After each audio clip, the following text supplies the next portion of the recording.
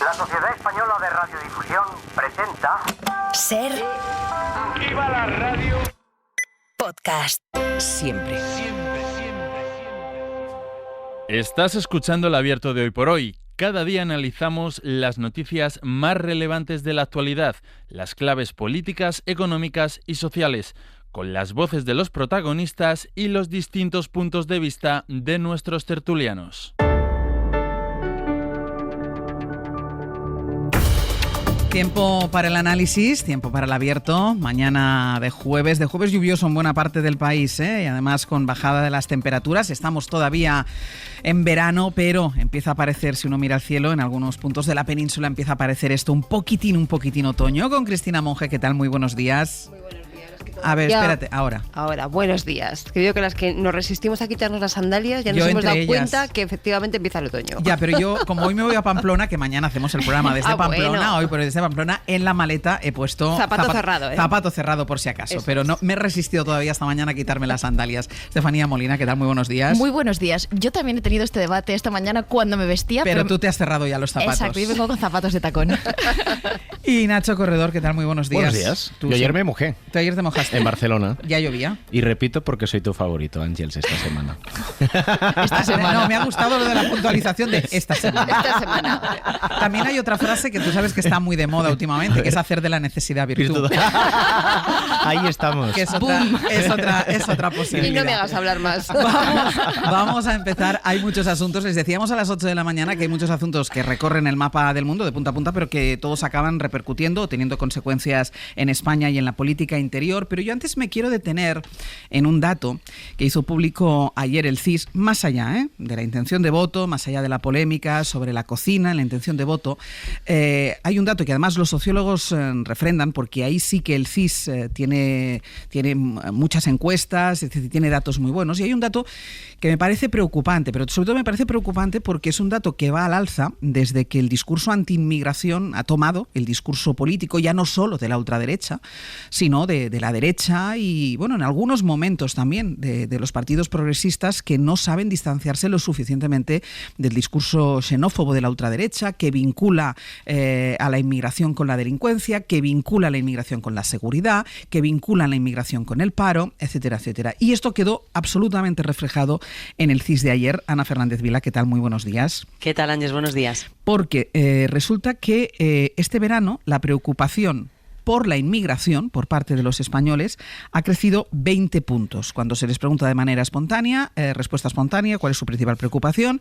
La inmigración, 20 puntos más. Pero llama la atención que luego, cuando se les pregunta a los españoles por los problemas que le afectan realmente en el día a día, en su vida, la inmigración baja hasta el 5º puesto. La mayoría dice que no le afecta personalmente. Sí, según el CIS, en solo 2 meses, la inmigración ha pasado de ser la 4ª preocupación de los españoles a liderar el ranking de los problemas que existen actualmente en España por delante de los problemas políticos en general, así los identifica este barómetro, y por delante también del paro o la crisis. Pero como decías, Ángels, la cosa cambia cuando se pregunta a los encuestados por los asuntos que les afectan personalmente. En este caso, los españoles aseguran que los problemas que más les afectan en primera persona son, por este orden, la crisis, la sanidad, la precariedad, la vivienda y ya en el 5º puesto la emigración. La encuesta de la que hablamos se realizó entre el 2 y el 6 de septiembre con el debate migratorio en auge tras semanas de enfrentamiento político por este asunto y cuando Sánchez acababa de volver de su gira por África, de los países de origen de parte de los inmigrantes que llegan a España. Si nos fijamos en los datos por partidos, los votantes de Vox son los que más ven la inmigración como el principal problema, casi el 60% según el CIS. Y de lejos, pero por encima del 30%, les siguen los votantes del PNV, los del PP y los de Junts por este orden. En el arco izquierdo, la inmigración es el gran problema para el 23,7% de los votantes del PSOE, seguidos de los de Bildu y Esquerra, y para el 13% de los de Sumar. En cualquier caso, el CIS no identifica los motivos por los que los españoles ven la inmigración como un problema. Eso en cuanto a partidos, y en cuanto al género y la edad, la preocupación, según el CIS, es bastante homogénea, aunque es ligeramente mayor, 2 puntos más, para para los hombres que para las mujeres, y algo similar ocurre con la edad. No hay grandes diferencias, pero sí preocupa un poquito más entre los encuestados que tienen entre 25 y 55 años y menos a partir de los 75 años. Ana, gracias. A vosotros. Ayer cuando conocíamos este dato nos acordábamos de esos CIS en los que en respuesta espontánea los españoles decían que su principal preocupación era la economía, y cuando se les preguntaba que concretaran decían no, si a mí mi situación económica no es mala, pero había la percepción de que la economía iba mal. Ahora la percepción es que la inmigración es un problema. Y claro, ante esta percepción, ante el discurso de la extrema derecha, el discurso de la derecha que ha ido calando, y yo creo que esta respuesta lo demuestra, ha ido calando en la sociedad, la pregunta es ¿cuál es la realidad? ¿Cuáles son los datos? ¿Cuáles son las cifras? Y por eso le hemos pedido a Nicolás Castellano. Buenos días. ¿Qué tal? Buenos días. Como una especie de informe sobre la situación migratoria en España. Primero, ¿de qué estamos hablando cuando nos referimos a la inmigración como un problema? Fíjate, Ángel, solo hay que ver las fotografías o las imágenes que estamos viendo ahora mismo en los medios de comunicación y las redes sociales que se han utilizado para ilustrar esta noticia sobre la encuesta de opinión del CIS para encontrar la respuesta. Muchos de los encuestados en este y otros estudios piensan en la patera y en el cayuco, piensan en el control fronterizo, en la frontera. El dato objetivo es que la inmigración solo apareció como primer supuesto problema de los españoles a finales de 2006 y 2007. ¿Por qué? Porque en ese momento asistimos a la emisión permanente también de imágenes y fotografías de los sobrevivientes de la llamada crisis de los cayucos. Más de 34.000 personas llegaron a Canarias. Así que la sobreexposición mediática es uno de los primeros elementos que supone realmente este dato, el 0,5% de la inmigración que ha llegado a nuestro país en los últimos tiempos. El 0,5% desde principios de los años 90. En 40 años aproximadamente de llegadas de personas en barcas de pesca a nuestras costas, empezó en Andalucía y casi una década después en Canarias, han alcanzado España menos de 500.000 personas en pateras. Esto nos daría una media de 12.500 personas al año, aunque hay años como este de picos un poco más altos. Otro dato, solo del 95 al 2000 llegaron a España más de 5,5 millones de extranjeros a través de aeropuertos, que es la principal vía de llegada. 500.000 de personas entran cada año a través de, sobre todo, el Prat y de Barajas a nuestro país. Otro dato actualizado de llegadas irregulares a España por aquello del discurso engordado. A 15 de septiembre, según el portal de ACNUR, han llegado a España 38.000 personas. Somos el segundo país en llegadas después de Italia, que sigue encabezando con 44.000 migrantes y refugiados, allí donde va hoy el señor Núñez Feijóo, y Grecia está muy cerca de las cifras españolas con casi 37.000. Otro dato, ¿cuántos son migrantes y cuántos son refugiados? Se confunde muchas veces este término. Pues resulta que en España el número de personas que llegan en patera cada vez más representa un número de refugiados, 11.000 malienses. Esto supone casi un tercio de los que han llegado a nuestro país, que huyen de la guerra y de la inestabilidad en el Sahel. Una percepción o un peligro con los refugiados que no tuvimos con los 200.000 ucranianos que llegaron en 4 meses en el año 2024, en el año 2022, cuando empezó esa guerra, a nuestro país. Se activó una directiva europea de acogida, se activó una directiva que les permitía tener un permiso de trabajo inmediatamente, no había percepción. Tampoco en los medios de comunicación hablamos de avalancha, llegada masiva y otras expresiones que se usan en los medios para los que llegan desde la frontera sur. En todo caso, hemos acudido a varios expertos, primero en las zonas de llegadas, en Canarias. Escuchamos al profesor Vicente Zapata, que es el creador del Observatorio de la Inmigración de Tenerife. Desde hace ya algún tiempo esto se veía venir y es lo que nos debe de poner en alerta, ¿no? Que tenemos que cuidar muchísimo la evolución que sigue este tipo de cuestiones, porque bueno, estamos a muy poco de que en diferentes lugares puedan surgir conflictos pues mucho más graves, mucho más explícitos de los que ya estamos presenciando, ¿no? De la frontera sur a otros foros de análisis que tenemos en el resto de España, como los que promueve Gemma Piñol, que es una veterana de la investigación de las migraciones y también colaboradora del Consejo de Europa, de la Universidad Pompeu Fabra, y que señala una de las claves. Esto no va de cifras. La mayoría de los estudios que conocemos relacionan la preocupación que expresa la población en encuestas de opinión sobre inmigración, no a la realidad de las cifras, no a la realidad del momento, sino a la presencia del fenómeno tanto en los medios de comunicación como en el debate político. Por lo tanto, yo creo que uno de los ejercicios que hay que entender es que cuanto más presencia y cuanto más debate ruidoso hay sobre estos temas, más crece la preocupación. Y esto vuelve a la reflexión sobre la importancia de un debate público, sereno, basado en datos, riguroso y sobre todo nada populista en relación a este fenómeno. En todo caso, la radiografía completa de la inmigración en España es mucho más compleja, mucho más diversa. En enero de 2024, el número de inmigrantes o extranjeros que están en nuestro país asciende a 6,5 millones, según el INE. De ellos, prácticamente el país creció 413.000 personas en el último año, que tiene que ver con la llegada, como decimos, por los aeropuertos. Esto es un 7% más que en el año 2023. Y solo un par de datos más sobre quiénes son los extranjeros que viven entre nosotros y que va mucho más allá de los muelles de Canarias, ¿no? Las principales nacionalidades: Rumanía, 1.120.000. La segunda ahora mismo es Italia, 449.000. La tercera, Reino Unido, 400.000. Y eso que hay 200.000 que todavía no han regularizado su permiso de residencia después del Brexit. Y le sigue Bulgaria. Y eso sin entrar a hablar de los nacionalizados. Solo en el último año se nacionalizaron en nuestro país prácticamente 240.000 personas. O las segundas o terceras generaciones, los Mohamed o los Paolas que han nacido aquí, que ya han estudiado, que desarrollan su carrera profesional y que para algunos siguen siendo extranjeros. Algo apuntaba ya Gemma Piñol en esa primera respuesta, pero la pregunta es ¿por qué hemos llegado a este punto, Nico? ¿Por qué los españoles ven ahora que la inmigración es el principal problema que tiene España? La sobreexposición mediática, como señalaban nuestros expertos, los discursos políticos, no por los discursos constructivos, sino porque se sitúa la inmigración siempre como un problema y no como parte de nuestra sociedad, y sobre todo por la irrupción de los creadores de odio y de la ultraderecha. La extrema derecha ha ganado los marcos del debate. Por lo tanto, el resto de partidos o bien están a la reacción o bien literalmente han comprado este marco que convierte la inmigración en una amenaza.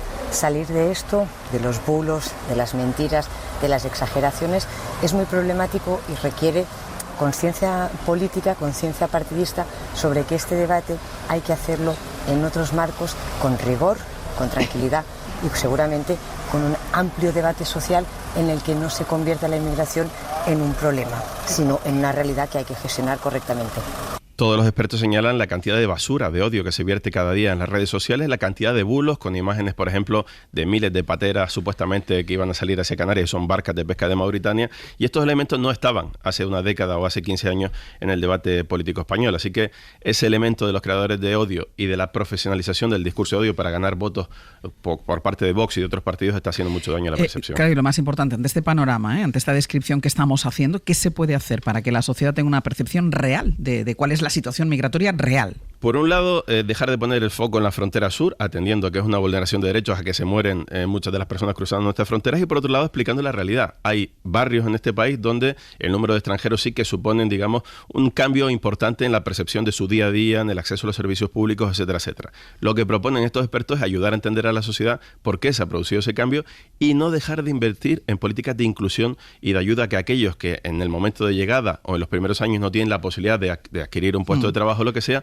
lo hagan de manera rápida. Este es el análisis de Vicente Zapata. Vemos, ¿no?, que esa llegada pues no tiene una adecuada respuesta, ni por parte de las administraciones de una manera completa, ni tampoco por parte de la sociedad, que no tiene las herramientas, los recursos, el conocimiento, la experiencia, no comprende muchas cuestiones y se ve impotente a veces también de intervenir y de apoyar pues todo lo que tiene que ver con los procesos de inclusión social en nuestras ciudades, en nuestros barrios y pueblos, ¿no? Quédate con nosotros, Nico, que haremos el análisis primero de la percepción y de la realidad que tú estabas contando, pero antes nos iremos también a conocer la última hora sobre esa visita que tú mencionabas de Alberto Núñez Feijóo, que hoy va a estar en Italia reuniéndose con Giorgia Meloni para hablar de inmigración, porque a Feijóo le gusta el discurso migratorio y las soluciones que encuentra Giorgia Meloni para la inmigración.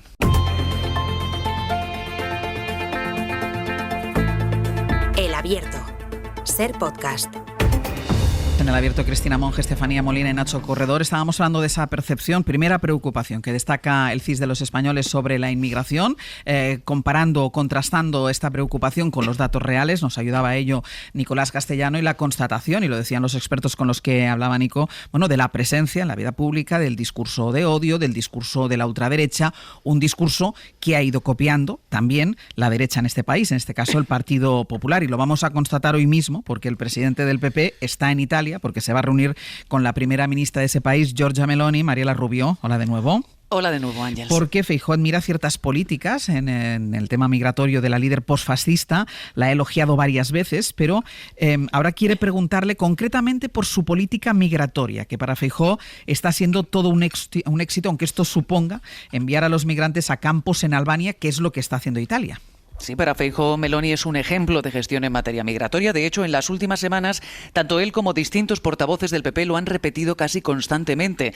Así, el líder popular va a aprovechar la cita de hoy en Roma para confrontar con Sánchez, al que ayer volvía a acusar de no tener ninguna política sobre inmigración. El modelo de inmigración es el que funciona, es el que mezcla legalidad y humanidad, es el que distingue entre la migración regular y la migración irregular, es el modelo del Pacto Europeo de Migración, es justamente plantear una política porque España no la tiene. Hablaba así en La Sexta. Desde la calle Génova insisten en que Meloni no es equiparable a la extrema derecha de Orbán y recuerdan que recientemente el primer ministro británico, el laborista Starmer, se interesó, es textual, por los avances notables en política migratoria de Italia.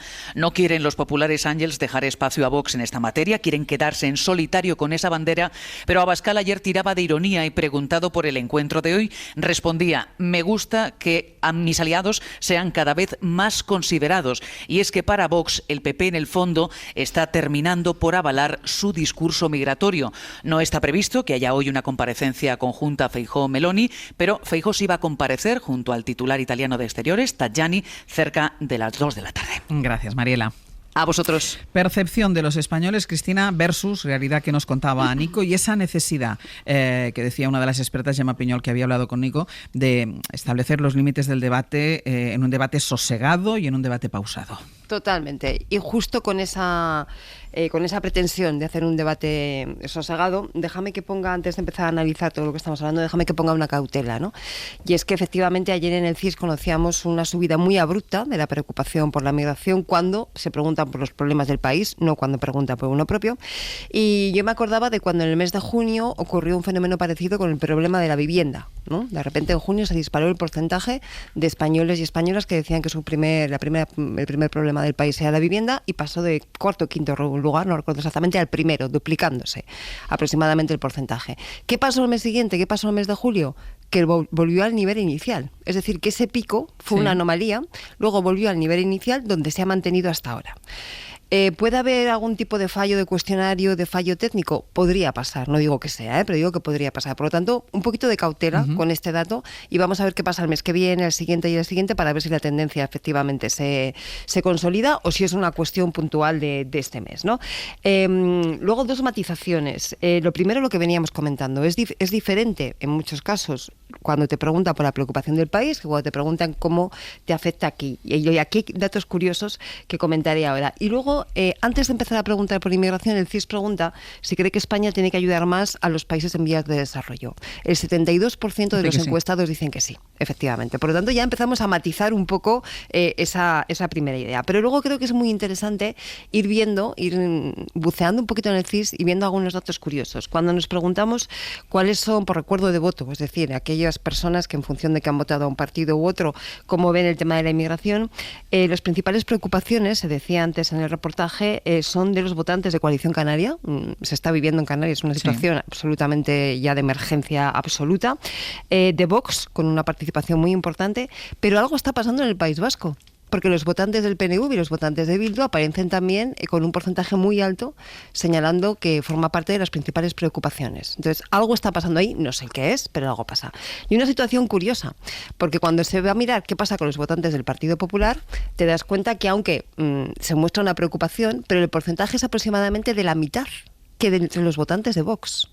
Es decir, los votantes del Partido Popular no están comprando a pies juntillas ese discurso de Feijóo que se junta los votantes no, los líderes políticos sí. Efectivamente. Entonces creo que es muy importante señalar este tipo de cosas, ¿no? Yo creo que tenemos que tener de momento tres cuestiones encima de la mesa. Primero, certificar bien si esto es una tendencia que se estabiliza o si es una cuestión puntual de este mes por los motivos que sea, ¿no? En segundo lugar, analizar bien los focos ideológicos, porque obviamente está claro que hay un arrastre ahí de la extrema derecha, pero luego también analizar los territorios, porque yo creo que el caso de Canarias era muy previsible, se intuía fácilmente, pero a mí el caso del País Vasco y el caso de Euskadi me ha llamado la atención, no sé a qué responde, pero creo que hay que investigar por ahí. Estefanía. Sí, me preguntaba yo en las claves que cómo es posible que tengamos este vendaval si gobierna la izquierda. Es más, es yo creo como una isla dentro de lo que ahora mismo es el conglomerado europeo, donde ha habido un avance de posiciones de derechas. Y yo llego a varias conclusiones. Creo que obviamente la primera, es la cuestión de la desinformación, de los algoritmos. Yo recuerdo este verano tener la impresión de que en mis redes sociales todo el tiempo aparecían vídeos de estas características. Por tanto, vemos una gente joven, y por el nicho de edad que se decía de quien percibe que es un problema, 25-55 años, son personas muy implantadas ya en las redes sociales. Por tanto, circulan todo ese tipo de vídeos, de informaciones o pseudoinformaciones, pero yo luego también creo que falta impulso ideológico. España es una isla por muchos motivos. Tenemos una mayoría en el Congreso de los Diputados que es de derechas, pero gobierna la izquierda. Y yo a veces me pregunto qué esfuerzos se hacen desde este gobierno para combatir esos imaginarios. Porque estamos hablando de que no es un problema de datos, como estamos diciendo. Es un problema de que no hay una contestación. Creo que por un lado la socialdemocracia a nivel europeo se ve sitiada por el hecho de que el propio Starmer, primer ministro del Reino Unido, un poco le guiña el ojito a Meloni a ver cómo está funcionando esto, cuando venimos de aquel plan que tumbó la justicia sobre las expulsiones, las deportaciones a Ruanda del Ejecutivo conservador. Venimos de los planes de Meloni, pero algunos de los tratados, por ejemplo, con Libia, ya los había introducido el Partido Democrático en Italia, es decir, el centroizquierda. Venimos de un Olaf Scholz que dice que hay que cerrar fronteras para contener la inmigración, por tanto, la socialdemocracia alemana también está en eso. Y yo me pregunto cuál es el discurso del PSOE, para empezar. Luego haremos el de Sumar y Podemos. ¿Cuál es el discurso del PSOE? Yo de la gira del presidente este verano me quedé más con la desinformación que se generó que cuál era la política que se aplicaba en ese sentido. A veces parecía que la respuesta era devolver a esas personas, a veces parecía que había que intentar convencer a la gente de que obviamente no les está atacando a su bienestar. Entonces, yo no sé cuál es la propuesta por parte del PSOE. Y luego, por parte de Sumar y Podemos, yo me pregunto cuál es el esfuerzo ideológico que se hace en esta legislatura sobre estos temas. Podemos ya es un partido muy de nicho y que está a sus 4 temas y a sacar algún escaño en el Parlamento Europeo o en otros sitios. Pero ¿y Sumar? ¿Qué hace por contrarrestar esos discursos? Tenemos a ministros muy especializados en este tema como Sira Rego, Ernest Urtasun. Tenemos también a Pablo Gustinduy y, por supuesto, la vicepresidenta Yolanda Díaz. Creo que nos está faltando esa batalla ideológica que siempre se ha reservado para la izquierda del PSOE, que alguien la dé, que alguien ponga negro sobre blanco, porque la consecuencia de todo esto es que ya hay 2 socios, que son el PNV y Junts, que a lomos de este vendaval que tiene consecuencias, no tienen problemas en irse acercando a las posiciones del PP con el tema multireincidentes, con el tema de migración, etcétera. Y eso ya tiene una consecuencia en las votaciones del Congreso. Nacho. Cuando tú preguntas cuáles son los principales problemas de España y en primera posición aparentemente aparece la inmigración, pero cuando tú preguntas cuál es el que te afecta más directamente a ti, aparece en quinta posición la inmigración. Es evidente que la agenda pública, lo que consumimos, los estados de ánimos del país, condicionan las percepciones, las alteran. Ha pasado lo mismo y pasa lo mismo con la situación económica. Como hay muchos que dicen que la economía va mal, cuando tú preguntas ¿cómo va la economía? Dice mucha gente, más bien mal. Y cuando le preguntas ¿y cómo va la suya? Dice más bien bien. Hay un contraste evidente. Hay otro aspecto que señalaba Cristina que es relevante, y ella que es socióloga, lo sabe con mucho más detalle, ¿no? Que es cuando tú elaboras un cuestionario, cómo se pueden introducir sesgos a la hora de responder. En las preguntas previas de este cuestionario se pregunta justamente por la inmigración y se pregunta justamente por el impacto en las desigualdades. Y por tanto cabe esperar que eso pueda tener algún efecto. Pero tercero, ¿qué es lo que me parece más relevante? Claro, si tú preguntas inmigración, entre las 3 principales respuestas está la inmigración. Pero si tú sumas problemas políticos, mal comportamiento de los políticos, el gobierno y los partidos políticos y lo que hacen los partidos políticos, el principal problema de los españoles en un 48% tiene que ver con los políticos y no con la migración. Y creo que también es relevante a la hora de expresar y resumir qué es lo que se dice. Porque no sé exactamente cuál es la diferencia entre lo que hacen los políticos y el mal comportamiento de los políticos, y sin embargo tiene dos categorías claramente diferenciadas en esta encuesta. Eso lleva siendo así hace un tiempo, y ya sabes, Nacho, que siempre nos hemos quejado, porque efectivamente cuando valoramos cuál es la preocupación, las preocupaciones, cuando la preocupación es la política, pues es la política, pero cuando tú después divides eso entre el comportamiento de los políticos, lo que hacen los políticos, la imagen de la política, es que es imposible hacer el análisis, y además nos ha impedido poder comparar con anteriormente. Dejadme un momento, que me voy a publicidad y a la vuelta, Nacho, bueno, sigo contigo, que te ha interrumpido Cristina, no entiendo cómo. A la vuelta sigo contigo y Estefanía también. Para una vez que soy yo. Es que viene mucho, Nacho. Venga, hasta luego.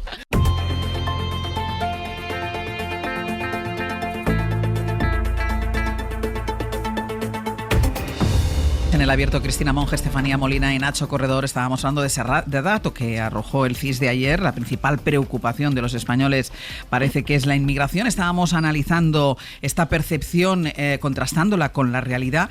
Estábamos hablando de las preocupaciones de los españoles y habíamos llegado al punto de su preocupación por los políticos, por la clase política, por la actividad política, y estabas hablando, Nacho, y te ha interrumpido Cristina. No, bien, y bien interrumpido que he estado. Porque cuando estamos analizando el sentido de la encuesta y la disonancia que hay cuando se pregunta por los problemas en general de España y los de uno propio, vemos una disonancia entre cómo vivimos como problema de la inmigración los españoles, que se sitúa en quinta posición, y cómo se vive cuando se habla en general, que se sitúa en primera. Pero lo que yo también señalo es que como las encuestas no solo tienen un valor descriptivo, sino prescriptivo, es muy importante también cómo se titulan las conclusiones de esta encuesta. Porque después cómo se abordan. Efectivamente, porque después de los titulares que hemos visto las últimas horas, es probable que se contribuya a una sensación de problema. Y por eso creo que es importante señalar desde la lógica científico-sociológica que la riqueza de una pregunta sobre las preocupaciones radica sobre todo en la espontaneidad. Yo te pregunto, ¿cuál es tu principal problema? Y tú me respondes espontáneamente cuál es. Porque si yo te estoy señalando unos caminos y además te divido en varias ocasiones todo lo que tiene que ver con los políticos, condiciono que el titular después sea que el 30% de los españoles consideran que la inmigración es el principal problema, pero no destaquemos, porque está dividido, que todo lo que tiene que ver con los políticos, que es el 48%, se sitúa en una preocupación mayor. Y además la realidad es la que es. Este mes de agosto Frontex, que es quien controla las autoridades europeas que controlan nuestras fronteras, actualizaba sus datos respecto a la migración de este año, ¿no? Y en España ha habido 34.000 entradas por el mar, mientras en Grecia ha habido 37, en Italia ha habido 41 o en el Reino Unido ha habido 41. Es decir, en otros países está habiendo más. Y es más, en relación al año pasado, la magnitud es de descenso. Lo cual apunta claramente hacia dos actores que son los que están contribuyendo a que esto parezca que está evolucionando de otra manera. Los políticos que introducen temas en agendas, y en particular Vox y el Partido Popular. Hay una visita de Feijóo a Meloni justamente para hablar de inmigración. Y los medios de comunicación, la agenda, cuando tú pones la televisión, y no es lo mismo la primera noticia que aparece que la segunda, que la tercera. Y si de forma recurrente la primera noticia que ves cuando pones un informativo es en relación a la inmigración. Pero no solo, perdona, no solo que sea la primera, sino también cómo la abordas. El enfoque. Es decir, si el enfoque hoy te quedas en que el principal problema de los españoles es la inmigración. Claro, si tú te quedas con eso, es normal que, lógico que a lo mejor tú, claro, es que alimentas. Sí, si tú pones datos, contrastas, y lo decía el propio Nico, los propios medios de comunicación, ayer cuando se supo esta noticia del CIS, ilustraban la noticia del CIS con la imagen de un cayuco. Claro. Pues a lo mejor no. Bueno, yo, sin ánimo de tergiversar y entendiendo lo que han dicho mis compañeros, no creo que todo sea... Es que la pregunta estaba mal hecha. ¿Qué he entendido, el planteamiento? Bueno, para no tener ánimo de tergiversar, Pero no ha sido tan simple, ¿eh? Nadie ha dicho eso, sí, pero porque yo sí creo que estos debates están en la calle. Magníficos profesionales que saben hacer estupendos cuestionarios. Fíjate, por ejemplo, eso que decía Nacho de que por qué está tan disgregada la pregunta sobre los partidos políticos, etcétera, eso fue una de las grandes críticas que le ha hecho la Academia a José Félix Tezanos. Es porque qué se disgrega tanto? Porque entonces parece que la política no es un problema. Pero volviendo al tema que yo decía antes de los discursos ideológicos, hemos de ser conscientes que la ultraderecha también ha penetrado en sectores de la izquierda. Este discurso llamado rojipardo de ciertas izquierdas que dicen, no, ¿cómo vamos a robarle las pensiones a estos migrantes, que las paguen en su país? Lo que te están viniendo a decir es que también creen que es un problema. Y esta izquierda, que viene de los sectores de la izquierda alternativa, también es fuerte en Europa. Y luego se añade algo, que yo creo que es un poco la punta de lanza de por qué esto tiene cuartelillo ahora mismo, es la situación actual en la Comisión Europea o los movimientos tectónicos de la Unión Europea. Hemos de ser conscientes que esta comisión ha amparado, por ejemplo, el plan de Meloni. La actual presidenta de la comisión, von der Leyen, considera que estas soluciones imaginativas o creativas, como ella misma dijo en una carta, los países miembros podían estar abiertos a estudiarlos. Esto de mandar a las personas a Albania como si fueran cajas y no seres humanos. Entonces, ha habido un amparo por parte de ciertas posiciones creyendo que a lo mejor le hacía falta esa ultraderecha para continuar en la Comisión Europea. Y luego se le añade algo peor. Hoy en día las ultraderechas, está un poco igual feo decirlo así, pero están divididas entre las que parecen buenas y las que parecen malas, aunque todo es ultraderecha. Tenemos una ultraderecha, que es la que le conviene a la Comisión Europea, que es que Meloni cierre filas con Europa. Bueno, ella hace sus cositas, ¿no? Monta sus planes en Albania, pero no cuestiona de fondo el proyecto comunitario. Es una ultraderecha, vamos a llamarla posibilista, o así lo piensan en los círculos de Bruselas. En cambio, tienen otra ultraderecha que quieren dejar fuera de las instituciones, y ya la dejan fuera, que es la de Orbán. Y ahí se ha metido Vox, etcétera. Digamos que es una ultraderecha que dice, o que tiene un plan que es el de desestabilizar el proyecto de la Unión Europea. Entonces, dentro de lo que es la propia Unión Europea, se ha llegado a esta conclusión. Hay dos ultraderechas, una que desestabiliza y otra que no desestabiliza. Exacto, y luego está ya la nazi absolutamente, ¿no? Que esa ya ni entra en los parámetros de la Unión Europea. Pero seamos conscientes también de esta hipocresía que se está dando. Yo creo que mucha gente progresista se ha dado cuenta, ¿no? Hay una que es buena y otra que es mala. Una porque desestabiliza el proyecto y la otra porque busca encontrar soluciones dentro del proyecto, no nos parece tan mala.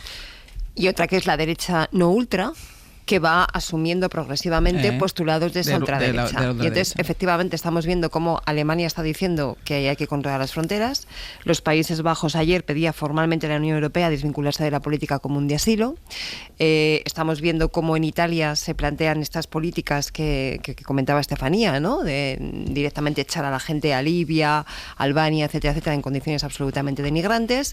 Todo eso está pasando en el seno de la Unión Europea en diferentes países muy, muy, muy importantes. Y efectivamente, yo coincido con una cosa muy relevante que decía Estefanía, y es que, ojo con esa parte, se dicen de la izquierda, pero a mí me cuesta mucho calificar de izquierdas a esas propuestas que hacen gala de un cierto obrerismo, llamémosle así, pero que luego en cuestiones clave como son la inmigración se pasan directamente al bando de la derecha. Mirad lo que ha pasado en Alemania, sobre todo en la Alemania del Este, con esa nueva formación política de cuyo nombre de la lideresa ahora mismo soy incapaz de acordarme y no sería capaz de pronunciarlo, pero que efectivamente hace gala de ese rojipardismo, planteando un discurso pretendidamente de izquierdas pero manifiestamente xenófobo. Vamos a hacer una pausa y a la vuelta vamos con todas las novedades que hay en torno a Venezuela.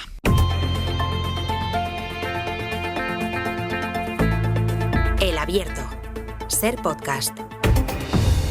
En El Abierto, Cristina Monge, Estefanía Molina y Nacho Corredor. Vamos con Venezuela, como les decía, porque hay novedades en las últimas horas y además novedades relevantes.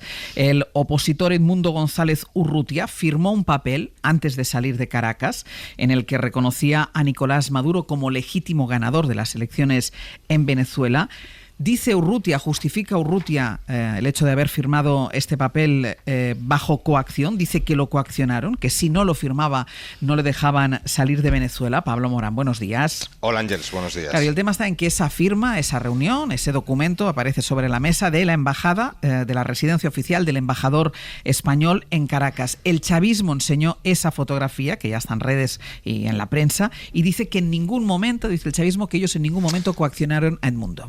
Exacto. Bueno, todo empieza cuando el presidente de la Asamblea Nacional de Venezuela, Jorge Rodríguez, saca esa carta a la palestra en una comparecencia pública. Este es el momento. La carta, debidamente firmada por el señor Edmundo González Urrutia. Primero muestro su firma. Y junto a esa firma el texto en el que se reconoce la victoria de Nicolás Maduro y el acatamiento de los dictámenes de la justicia controlada por el chavismo, que también dice o proclama la victoria de Nicolás Maduro en las últimas elecciones presidenciales. Según Rodríguez, Edmundo González firmó esta carta, este texto, de forma voluntaria. Y desde España el candidato opositor dice que de voluntario nada. Estando en la residencia del embajador de España, el presidente de la Asamblea Nacional, Jorge Rodríguez, y la vicepresidenta de la República, Delcy Rodríguez, se presentaron con un documento que tendría que refrendar para permitir mi salida del país. En otras palabras, o firmaba o me atenía a las consecuencias. Hubo horas muy tensas de coacción, chantaje y presiones. Todo esto sucedió, lo dice Edmundo González al principio, y lo destacabas tú, Ángels, en la residencia del embajador de España en Caracas, en la que el opositor se refugió las horas antes de su salida. Claro, la pregunta que se plantea es ¿qué papel pudo jugar el embajador de España, teniendo en cuenta especialmente que el ministro Álvarez aseguró que España no concedió contrapartidas a Venezuela para dejar salir a Edmundo González? Dijo el ministro que no había habido ningún tipo de negociación más que las técnicas para ver cómo se hacía esa evacuación de Edmundo González. Bueno, en cuanto salió a la luz esa fotografía y el vídeo del opositor explicando lo que él vivió, el Partido Popular fue muy activo en redes, en Twitter, contra el gobierno, sobre todo por dos cosas: por la residencia del embajador, por el lugar donde se estaba produciendo esa firma, esa escena, la residencia del embajador, y por la propia presencia del embajador. Dos ejemplos: tuit de Miguel Tellado: la embajada española usada por la dictadura venezolana como piso franco para coaccionar, chantajear y presionar al presidente electo de Venezuela. Cayetana Álvarez de Toledo: la foto de la extorsión, extorsionadores, Jorge y Delcy Rodríguez, la víctima, el presidente electo de Venezuela, lugar, la residencia del embajador de España en Caracas, criminal. Y hoy ha estado el responsable de Exteriores del Partido Popular, Esteban González Pons, en Es Radio. Le han preguntado por todo esto. También había ayer tuiteado Esteban González Pons y hoy ha dicho que España ha colaborado, o ha acusado a España, ha acusado al gobierno de Pedro Sánchez de colaborar en un golpe de Estado en Venezuela. Recordemos que Edmundo González estaba acogido en la embajada de Países Bajos, no en la española, en la de Países Bajos. Y muy probablemente, como Países Bajos no les permitió chantajearlo en la residencia de su embajador, fue trasladado a la residencia del embajador español para que el chantaje y la coacción fueran posibles. Para la salida del presidente electo, su coacción y su envío al exilio, el gobierno de España ha sido un cooperador necesario. El gobierno de España está implicado en el golpe de Estado que se ha producido en Venezuela. Atención a esto, el gobierno de España está implicado en lo que está pasando en Venezuela, en un golpe de Estado en Venezuela. Pablo, ¿qué está respondiendo el gobierno a todo esto? Bueno, lo que dicen las fuentes oficiales consultadas es que el gobierno de España no tiene nada que ver con cualquier documento o negociación entre Edmundo González y el gobierno de Venezuela. Destacan que cuando Edmundo González solicitó ser acogido en la residencia del embajador español, se le dio garantías de que podía verse o realizar las gestiones que decidiera hacer en relación a su situación particular. Y que fue decisión del opositor recibir a Delcy Jorge Rodríguez para comunicar su salida y garantizar el salvoconducto. Es más, estas fuentes aclaran que el propio ministro de Exteriores, José Manuel Álvarez, dio instrucciones precisas y directas al embajador, a Ramón Santos, para no inmiscuirse en esas gestiones que pudiera realizar el líder opositor. Álvarez está hoy en Bruselas para negociar el acuerdo de Gibraltar con la Comisión y el nuevo gobierno británico, y habrá comparecencia después, así que veremos, Ángels, si amplía algo más estas explicaciones. A ver qué explicaciones se dan desde el gobierno. Pablo, no te vayas muy lejos, que después tenemos todo el asunto de Hezbollah. Aquí me quedo. Venga, os pregunto a vosotros. Residencia del embajador, embajador presente. Dice Edmundo González Urrutia que él firmó bajo coacción, que le presionaron, que lo chantajearon. Dice el gobierno español que esto no fue así. Y el Partido Popular, evidentemente, que sube, si esto era posible, sube todavía, no un decibelio, no, 20 decibelios, las acusaciones contra el gobierno por su papel en el conflicto en Venezuela. Yo no sé lo que ocurrió. Lo que sí que sé es que, por un lado, Venezuela no es una democracia. Por otro lado, el gobierno de España no reconoce el resultado de las últimas elecciones fraudulentas en Venezuela. Por otro lado, esta operación de la que estamos hablando la hizo el gobierno español en complicidad con los servicios exteriores y Anthony Blinken del gobierno de los Estados Unidos, presidido por Joe Biden, y lo que también sé es que el gobierno de Venezuela justamente apunta en la dirección contraria a la que apunta la oposición de España en relación a lo que hace el gobierno de España, porque mientras la oposición en España señala que el gobierno de España es cómplice de un golpe de Estado en Venezuela que permite a Maduro seguir en el poder, desde el gobierno de Venezuela, desde el gobierno de Maduro y desde el chavismo, se apunta al gobierno de España como promovedor de golpes en contra de la legitimidad democrática del gobierno de Maduro. Con lo cual, la discusión es peregrina.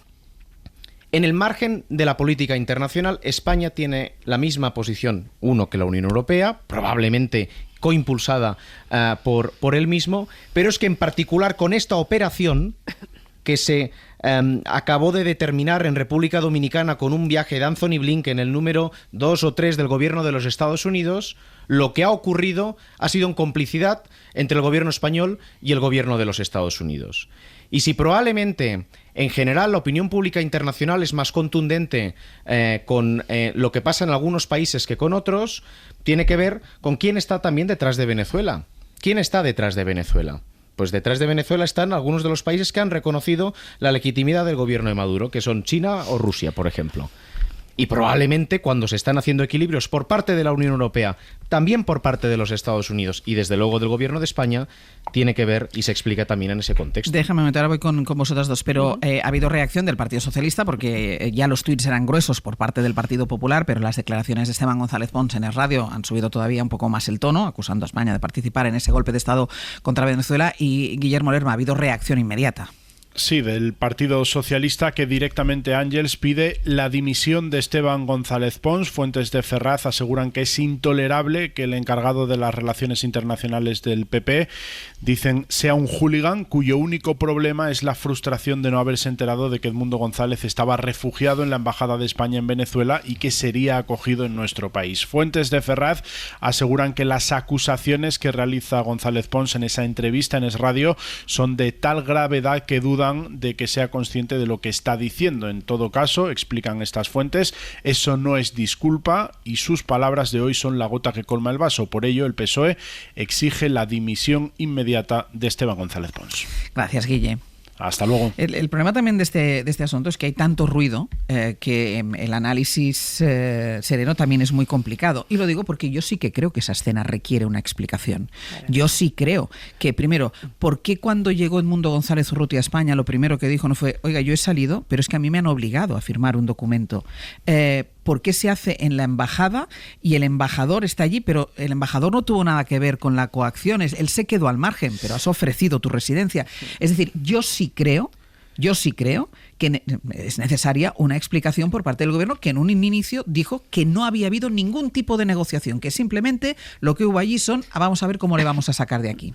Y creo que en la medida en la que la función del periodismo tiene que ver con la búsqueda de la verdad, esa aspiración que tú tienes se acabe cumpliendo. Claro, yo tengo un sesgo distinto. Pero... Yo tengo un sesgo distinto a la hora de aproximarme a la realidad. Y mi sesgo es que estamos inmiscuidos en mitad de un proceso de negociación. Y como no tengo dudas de que se acabará sabiendo, porque en el siglo XXI todo se acaba sabiendo, lo que me pregunto es en qué medida es oportuno no saberlo. Porque entiendo la lógica de las relaciones internacionales y porque entiendo las contradicciones e incluso, y lo explicito así, las mentiras que en muchas ocasiones se dicen. Pero a donde quiero apuntar es que la ausencia de información del gobierno de España, la contradicción o la mentira, es la misma que avala el gobierno de Estados Unidos que está metido en esta operación. Eso es lo que yo quiero, eso es a donde yo quiero apuntar. Es decir, la mentira no es consecuencia de lo que desde la oposición se puede señalar, que es la traición del gobierno de España a los valores democráticos que defienden Europa. Pero este es el problema. Es que este es el problema. Claro, el lío es que la hipérbole continua en la que estamos metidos este es el problema. Nos impide analizar las cosas... Hipérbole protagonizada por el Partido Popular. Fundamentalmente. Nos impide analizar las cosas con un poquito de, yo creo que de rigor, ¿no? A nadie se le escapa que una operación como la que se produjo hace un par de fines de semana, en la que el líder de la oposición, probablemente ganador de las elecciones de Venezuela, probablemente, de repente pide asilo político en España y viene para acá, no es una operación sencilla. Es una operación donde intervienen el cuerpo diplomático, entiendo que los servicios de inteligencia, y donde hay muchas cosas que se sabrán y otras muchas que probablemente no. Porque la lógica de las relaciones internacionales, de los servicios de inteligencia y del cuerpo diplomático es esa lógica. Sobre todo cuando estás en un proceso tan delicado como ese. Efectivamente, todo lo que rodea esa foto es raro. Para empezar, que exista la foto. Porque si te están coaccionando y estás firmando bajo coacción y estás en una embajada de otro país extranjero, etcétera, etcétera, ¿a quién se le ocurre hacer una foto? ¿No? Para seguir, que esa foto aparezca ayer, cuando este señor lleva ya en España 12 días aproximadamente, más de una semana. Entonces, todo esto efectivamente necesitaría una explicación, porque todo es raro, pero entendiendo que la lógica de las relaciones internacionales, sí, de la diplomacia, en una situación tan conflictiva como la que se está viviendo en estos momentos, implica muchas veces esa discreción absoluta. Incluso cosas que se sabrán, pero pasados unos años o pasado un tiempo prudente, ¿no? Dicho lo cual, creo que era el ministro Álvarez el que el otro día en el Senado les decía al Partido Popular que de qué forma tan diferente reaccionaban ellos cuando eran oposición a cuando eran gobierno, ¿no? Y aludía a un paraje similar que tuvo lugar en el gobierno de Rajoy. Yo creo que este es un ejemplo estupendo para comprobar que muchas veces nos fijamos en la responsabilidad que tiene un gobierno, obviamente, pero que pocas veces nos fijamos en la responsabilidad que tiene también la oposición. Porque la primera reacción en la que el gobierno de Venezuela dice que quiere romper todo lazo diplomático y comercial con España, es a raíz de esa declaración que fuerza el Partido Popular en el Congreso de los Diputados, reconociendo la victoria de Edmundo González como ganador en las elecciones venezolanas, ¿no? Allí la oposición también tiene una responsabilidad, porque en ese caso eso es lo que da lugar a un primer enfrentamiento o a una primera declaración muy gruesa. Con esto no quiero decir que no haya que decir lo que se piensa, ni muchísimo menos, pero la oposición, por mucho que no tenga la obligación y la responsabilidad de gobernar, tiene también la obligación y la responsabilidad de ejercer como oposición y saber que lo que hace también tiene repercusiones. Y además, Cristina, en una materia como esta, o sea, la política exterior es una materia de Estado. Claro, claro. Siempre lo ha sido, además, siempre. O sea, ¿desde cuándo se hace oposición en materia de política exterior? Bueno, Pues, esto es lo que está haciendo el Partido Popular. Desde hace 3-4 años. Bueno, yo sí también creo, me sumo a la petición de profundas explicaciones sobre este tema. Para empezar, ¿qué hacía la señora Delcy Rodríguez en la embajada española? Como Pedro por su casa. Entra allí, nadie le dice, oiga, usted aquí no puede entrar, porque yo tengo entendido que una embajada es un sitio casi semisagrado. Entonces, y es más, también tengo entendido que el ministro Álvarez, por lo que he ido leyendo en la prensa, le dijo al embajador que se mantuviera al margen, por un lado, y también le propuso a Edmundo González que si él necesitaba quedarse allí más tiempo, se podía quedar. Pero es bastante extraño que la jurisdicción del país Venezuela esté por encima del de una embajada. Vuelvo, las embajadas son sitios casi sagrados. Eso en primer lugar. Exactamente. Eso en primer lugar. Y en segundo lugar, poco alejándolo de lo que es el pim pam pum político. ¿Alguien cree que habría ayudado en algo el hecho de que la persona Edmundo González, ya no hablo del líder opositor, la persona Edmundo González hubiese sido detenida y metida en prisión? No estoy hablando del tema de si hubo coacciones o no, porque veíamos en las informaciones que allí se le abría un procedimiento judicial y muy probablemente esa persona hubiese sido metida en prisión. Y sabemos que cuando se produce la entrada en prisión de cualquier político, ya la causa última, que es encontrar la verdad sobre lo que ocurrió en esas elecciones, que se publiquen las actas, que se dé toda la información y que se reconozca el legítimo ganador, eso habría quedado desplazados. Estaríamos luchando en un conflicto sobre sacar a esta persona de prisión.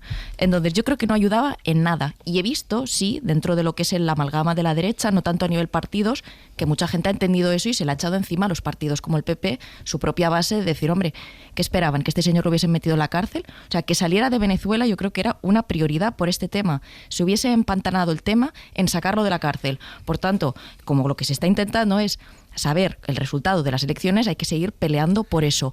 Y luego, no solo es un tema del PP, yo quiero recordar por qué el PP gana esa votación en el Congreso de los Diputados. Porque un partido como el PNV, que tiene profundos lazos con el pueblo venezolano porque tuvo un éxodo migratorio hacia Venezuela, apoyó al Partido Popular. Entonces, no es tan fácil como, es una cosa de la derecha y de la oposición y a correr. Hombre, ahí también hubo un actor que es el PNV, que por los lazos que tiene yo lo considero legitimado para opinar sobre algo, sobre esta cuestión. Pero insisto, aquí hace falta que se nos explique el personal de la embajada embajada, el ministro o quien sea, porque Delcy Rodríguez entra allí como Pedro por su casa. Mira, ahora voy contigo, que pedías la palabra, Nacho, pero como casi me estabas leyendo el pensamiento, Cristina, cuando estabas diciendo que todo cambia en el momento, es decir, Edmundo González llega a España en una petición de asilo, el gobierno de España facilita la salida, le ayuda en la salida, llega aquí, todo transcurría con normalidad, hasta que se aprueba en el Congreso de los Diputados, hasta que a partir de la hipérbole del Partido Popular, con ayuda del PNV, pero la iniciativa del Partido Popular, acompañada del discurso hiperbólico, lo que hace un clic, es lo que cambia. Y la prueba es que mientras tú estabas hablando y yo estaba pidiendo, la prueba es lo que dice Maduro el día que Edmundo González Urrutia llega a España, que todos nos imaginábamos que saldría Maduro diciendo la más grande, y Maduro dice esto. Yo le puedo decir al embajador González Urrutia, con el cual he confrontado duro después del 29 de julio. Comprendo el paso que ha dado y lo respeto y espero que le vaya bien. Y punto final. Debería haber sido. Y ya. Y punto final. Y sin embargo, aquí estamos, Nacho, acusando al gobierno de España de formar parte del golpe de Estado en Venezuela. Que es la acusación que este fin de semana hacía el gobierno de Venezuela al gobierno de España en contra del propio gobierno de Venezuela. Y por eso insisto en que es llamativa las coordenadas en las que en nuestro debate local se tiene este debate. Porque la realidad es que el gobierno de España tiene la misma posición que el gobierno de los principales países europeos. Esa es la realidad. Y además tiene un papel preeminente por vínculos históricos, económicos, culturales y de ambición de tener un papel en la resolución de este conflicto. Y el gobierno de España ya ha señalado, no reconociendo el resultado de las elecciones, que lo que hay que hacer es transicionar hacia un nuevo escenario. Y se produce una operación como esta, que es el síntoma de un fracaso, porque si Venezuela fuera una democracia no haría falta acoger y atender a las demandas de asilo político de un político venezolano en nuestro país. Una operación que se hace negociando entre España, Estados Unidos y obviamente el gobierno de Venezuela. Y probablemente para verle el sentido que tiene y hacia qué dirección apunta lo que ha ocurrido, esto contribuye a que el chavismo se quite un problema de encima y por tanto a consolidar el régimen de Maduro, o esto contribuye a transicionar hacia un nuevo escenario en una búsqueda permanente de equilibrios en el juego de las relaciones internacionales. Pues Estados Unidos, que es el país que en principio defiende con más vehemencia el orden liberal internacional, y Occidente en contraposición a China o Rusia, hasta hace muy poquito, y justamente como consecuencia de su enfrentamiento con Rusia, estaba en complicidad con el gobierno de Venezuela y no pasaba nada. Y ahora no, ahora estamos en otro escenario en el que en cualquier caso, insisto, el gobierno Biden y el gobierno Sánchez están exactamente en la misma posición. Y justamente por eso hay determinadas hipérboles de los dirigentes venezolanos contra nuestro país. Mira, déjame pedir la palabra a Estefanía, pero por completar un poco el dibujo del día de hoy, de estos últimos días, hoy el Parlamento Europeo vota, y el Parlamento vota la resolución que forzó el Partido Popular para pedir también ahí en el Parlamento Europeo el reconocimiento de Edmundo González como presidente electo, y al final al PP se han unido los grupos de la ultraderecha. En Estrasburgo, corresponsal en Bruselas, Enrique García Pozo, buenos días. Hola, buenos días, Ángel. Enrique, al contrario de lo que pasó con Guaidó, hoy el Europarlamento se va a quedar dividido, porque ni liberales ni socialdemócratas quieren aceptar ahora ese reconocimiento.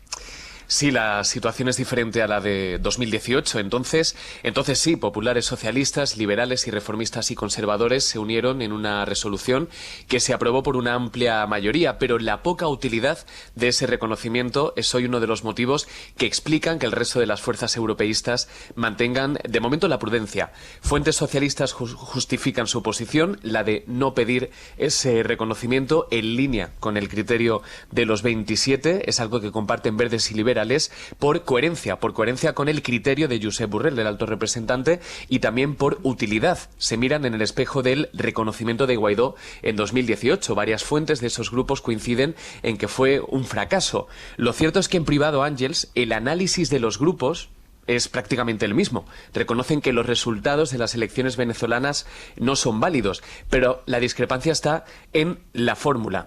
¿Qué hacer? El lunes los grupos intentaron llegar a un acuerdo, se sentaron en la mesa para intentar impulsar una resolución conjunta que tuviera el respaldo de en torno al 70% de los eurodiputados, porque consideraban que estaría mejor para solucionar este problema que hubiera una única voz en el Parlamento, pero socialistas y liberales pedían al PP que retirara esa condición, la de reconocer a Edmundo González como presidente electo. El PP se negó, socialistas y liberales, también los verdes, se levantaron de la mesa. ¿Quién se quedó en esa mesa? ECR, el grupo que lidera el partido de Meloni. A esa resolución se van a unir también los votos de los patriotas, el grupo donde está Orbán y que lidera el partido de Marine Le Pen. Esto, bueno, que firme el partido de Meloni no es nuevo, pero que se apoyen en los votos de los patriotas sí puede tener otra lectura, ¿no? Porque el PP se apostaba por hacer un cordón sanitario a ese grupo. En el PP nos dicen que no se rompe ningún cordón porque el texto llega al Pleno tal cual salió de su grupo. Los socialistas dicen que flaco favor le hacen a la democracia venezolana apoyándose en la extrema derecha. Será de momento el texto que tiene ahora mismo más votos, pero todavía no está cerrado. Basta más si es que no es, en cualquier caso. ¿Cuándo se vota esto? A partir de las 12 se votan varios asuntos, así que probablemente la votación de Venezuela alcance las 2 de la tarde. En el abierto, Cristina Monge, Estefanía Molina y Nacho Corredor, todavía con el análisis de lo que hemos conocido en las últimas horas sobre la salida de Edmundo González Urrutia de Venezuela, con la firma de un documento, dice él, que bajo presión, coaccionado, un documento en el que reconoce la victoria de Nicolás Maduro, documento que se firma en la residencia del embajador español en Venezuela y en presencia del embajador. ¿Querías decir algo, Estefanía? Sí, lo primero, subrayar lo evidente, que normalmente se dice desde la oposición que vivimos en una dictadura bolivariana, bananera, etc., y curiosamente viene aquí a refugiarse el líder opositor. Haga lo que haga el gobierno de España, siempre es criticado. Y luego con el tema de Guaidó, me parece importante, se hizo una apuesta muy fuerte. Ahora se quiere enmascarar esto bajo la idea de que el gobierno de España va dando golpes de Estado en otros países y por tanto, por eso no se quiere reconocer a Edmundo González, etcétera. Pero es que la apuesta fuerte se hizo con Guaidó. Y aquello quedó en nada. Entonces, claro que simbólicamente yo creo que clama al cielo y toda la Unión Europea entiende lo que ocurre, pero luego también están las consecuencias diplomáticas que se derivan de que tú reconozcas a alguien. Tú reconoces a Edmundo González, lo tienes en España, no tenemos las actas, es como una forma de, ¿no?, caso cerrado, a otra cosa. Y luego las relaciones diplomáticas entre países. Reconoces a Edmundo González y, por tanto, quitas de allí a tus embajadores, ya te descuelgas, habiendo cantidad de ciudadanos que comparten relaciones entre Venezuela y España. Entonces, es muy complicado. No creo que en este caso sea un tema de voluntad política, sino de consecuencias. Yo no sé si es cierto lo que decía Nacho, si hay una negociación en curso, ojalá sea así, ojalá pronto tengamos la verdad, pero que la gente tampoco crea, ¿no?, que esto es tan simple como una buena intención. Pero por eso es la responsabilidad que le pedía a Cristina, que decía, claro, siempre se le pide al gobierno y a la oposición, claro, insisto, y en un caso como es materia que es política exterior, que siempre ha sido una materia de Estado y en la que no tenía que haber, vamos a decir, oposición o estas peleas entre la oposición y el gobierno. Bueno, y hay que entender la dimensión interna de lo que pasa en Venezuela. En Venezuela tiene, en términos relativos, diría que también absolutos, más generales que el gobierno de los Estados Unidos. Es un país muy militarizado y todo también se hace en la lógica de evitar que el proceso de transición pues sea lo más violento posible. Pero dos cosas. La primera, el documento ese tiene el valor que tiene. O sea, no tiene ningún valor. Y desde la lógica en la que no tiene ningún valor, mostrar una fotografía de una persona que ha pedido asilo reconociendo una victoria que es evidente que no reconoce, lo que confirma es la naturaleza del gobierno que hace firmar ese documento y que filtra esa fotografía. Pero luego, para digamos, aterrizar también en el terreno de este tipo de procesos, uno de mis mejores amigos, que tiene mi edad, fue preso político en Venezuela y el presidente Zapatero tuvo un papel muy relevante en su liberación. Fue acogido en nuestro país, fue trasladado a nuestro país durante el gobierno de Mariano Rajoy. Esa liberación se produjo en un contexto en la que en el debate público local llamó muchísimo la atención una fotografía de Zapatero con Diosdado Cabello, que es uno de los líderes, digamos, de la represión de Venezuela. Y esa fotografía accedió a hacérsela a Zapatero para poder acceder el gobierno a liberar a un preso político. Ese tipo de cuestiones, en el momento inexplicables, pasan permanentemente cuando estás intentando mediar en una posición en conflicto.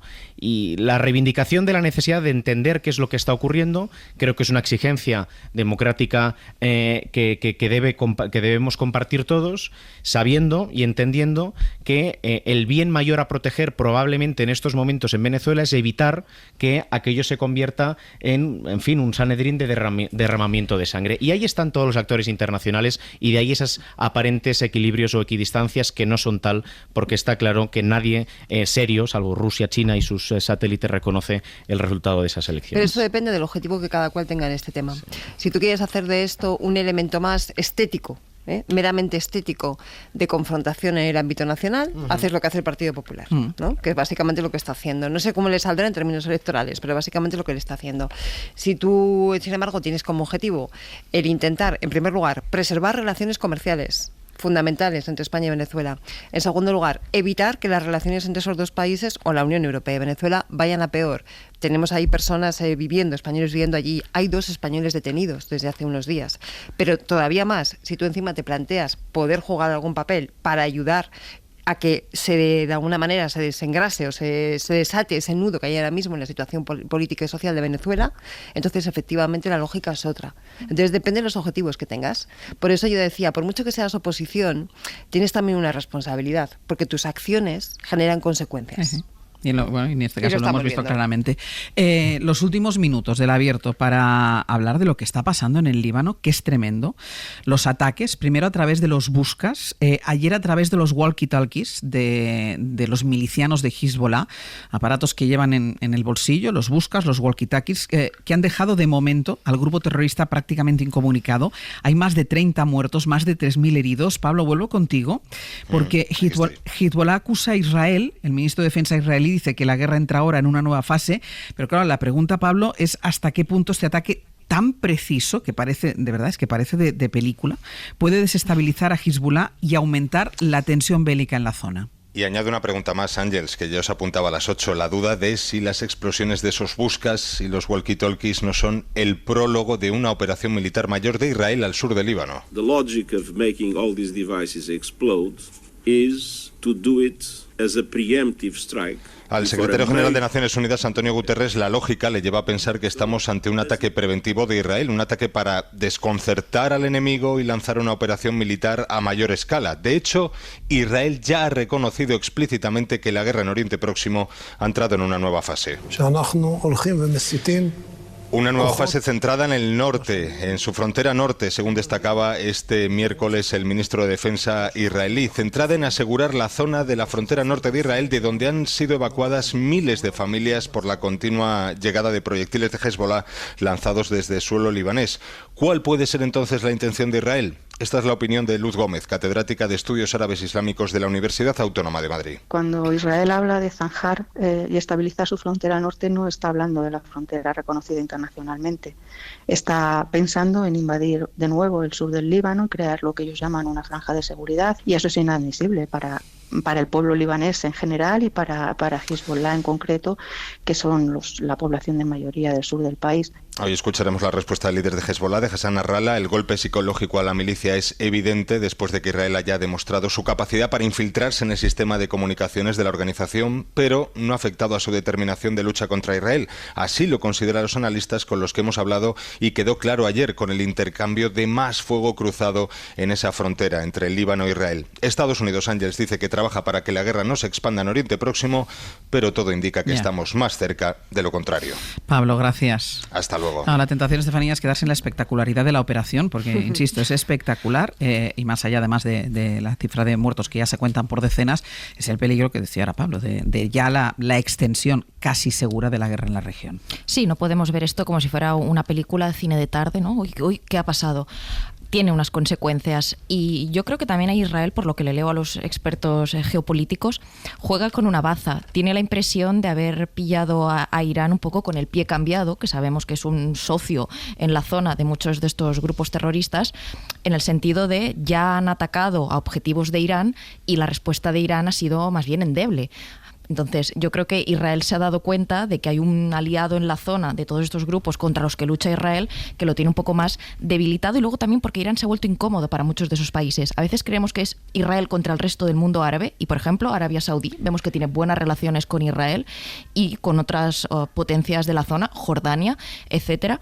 Entonces, yo creo que ha visto a Irán, un enemigo de muchos, como algo muy débil. Cristina. Sí, yo lo que no sé es hasta qué punto o hasta qué momento la comunidad internacional va a permanecer con esta sensación de mirar asombrada e ir avanzando la posibilidad de que el conflicto se extienda hasta quién sabe dónde. Es que escuchábamos a la experta decir que Hezbollah no va a permitir, Líbano no va a permitir la expansión, pero claro, es que la comunidad internacional tampoco debería permitir la invasión de otro territorio por parte de Israel. Bueno, la comunidad internacional hace mucho tiempo que no debería haber permitido muchas cosas que está haciendo Israel desde que empezó la masacre que en estos momentos se está cometiendo con el pueblo palestino.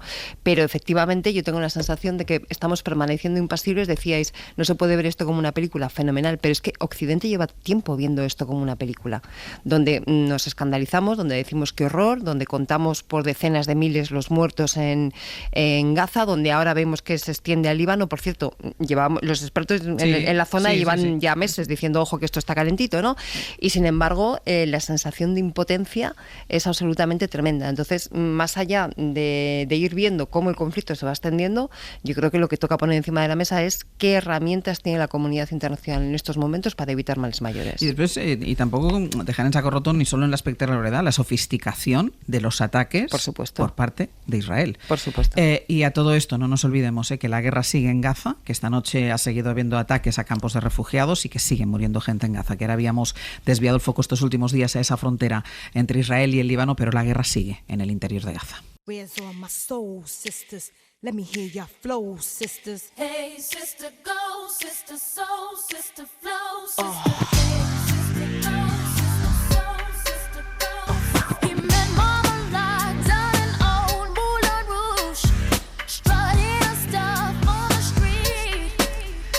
Vamos a ir terminando ya el abierto. Sergio Castro, Ana Usle, buenos días. Muy buenas. A ver, ¿qué contáis? Muchísimas cosas tenemos hoy. No sé por qué solo hay 2 horas y 20 minutos. Pero los jueves hay mucha no sé cómo lo voy a hacer. Mucha plancha. Para empezar, el nombramiento de Teresa Rivera como vicepresidenta de la Unión, por ejemplo. Esa cosa loca de la explosión de... Veníamos hablando antes de los dispositivos que llevan los milicianos de Hezbollah. Sí. Que, por cierto, ha habido un debate enorme dentro. Si se dice Hezbollah, no sé.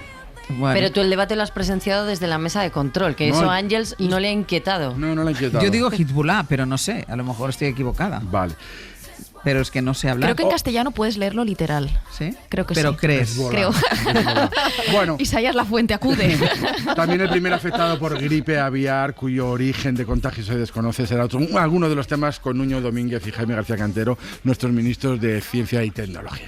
A las 10:30 te vas al cine. Vas a ir al cine porque tienes que ver una de las películas de las que luego vas a hablar con Javier Ocaña. Vale. Y allí en la puerta del cine te vas a encontrar con alguien y conocerás una semana más a un desconocido completo con el que seguro aprendes mucho. Vale, tenemos clase de lengua con Lola Pons aproximadamente sobre las 11. Vamos a hablar de una selección de errores al hablar de números, de extranjerismos o de algunas palabras mal pronunciadas. Esto que decíamos de Hezbollah. Lola, si nos estás escuchando, incorpora esto al guión. Incorpóralo. Con Ocaña ya hemos dicho, hablarás de la peli que vas a ir a ver, que es El Aspirante. Sí. Luego vas a hablar de una película de terror, pero terror violento, con la que Javier Ocaña dice que se aprende muchísimo porque toca temas muy profundos. Una película de terror violento. Veremos. Vale. Y hoy la crítica bajo demanda, que esta temporada Javier Ocaña hace críticas que los oyentes pidan, de películas pasadas, de películas recientes, de la que quieran. Hoy es de Moulin Rouge, por eso suena esta música. Y para terminar, en Al Diente, con Ainhoa Aguirregoitia, vamos a hablar de qué es un disparate gastronómico, quiénes perpetran los disparates gastronómicos. A mí me mires. No. Y el suyo propio. Ella tiene receta, como siempre, para sus temas, también de este. Vale. O sea, tiene una receta que es un disparate gastronómico. Es un gran disparate gastronómico. Que no quiere decir que no esté bueno. Es que ella sostiene que los disparates gastronómicos no tienen por qué estar mal. Vale, pues todo esto a partir de las 10 de la mañana. Ya saben que tengo mucha plancha en 2 horas y 20 minutos. No dejes los auriculares aquí, que me ponen muy nerviosa. Vital. Eres la Alemania del hoy por hoy, Ángeles. Acabo de levantar un muro entre tú y yo. Uy, el Leves Round. Cristina Monge, Estefanía Molina, Nacho Corredor. Hasta la semana que viene. Adiós. Para no perderte ningún episodio, síguenos en la aplicación o la web de la SER, Podium Podcast o tu plataforma de audio favorita.